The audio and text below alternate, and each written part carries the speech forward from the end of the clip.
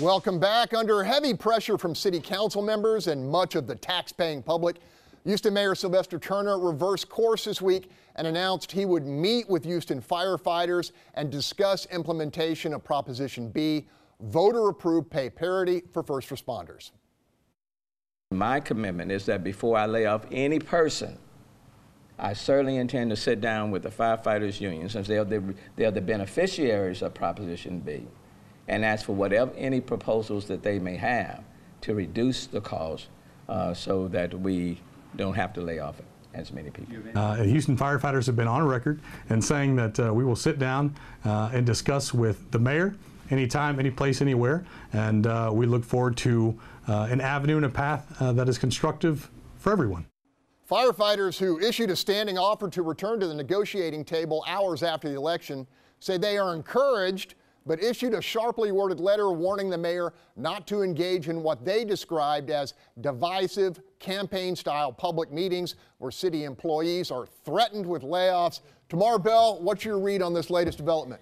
Thank you. That's my read on this latest development. As you all know, several weeks ago, I said, when you lose, you get up, dust yourself out, and move on. This is overdue. He needs to sit down with them.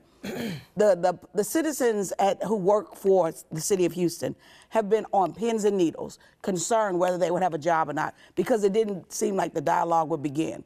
I'm glad that the dialogue is now beginning and that the citizens can at least feel that he's listening to see if there's another way other than laying them off for this to be resolved, because it is the citizens of Houston who voted for this. Jessica, you have not been a fan of this mayor or his administration. He's finally come back to the table. Your thoughts?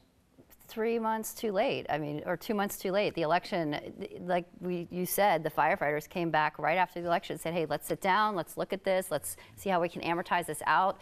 You know, I was not so much a fan of going into debt in the city to, you know, figure this out with the firefighters per se. But the bottom line here is that this is on the table. The mayor had the chance to do it right after the election.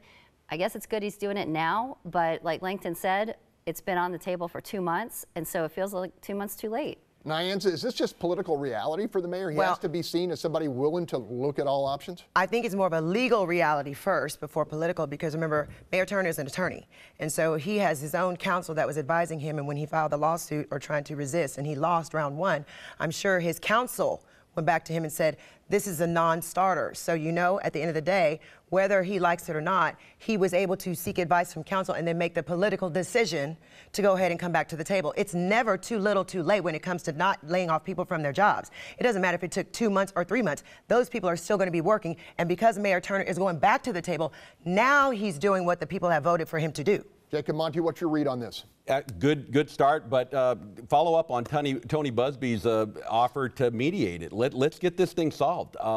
You know, let's roll up our sleeves and let's get it solved. No. Tony Busby's put the offer out there that he'll mediate it. No. Take him up on it. No.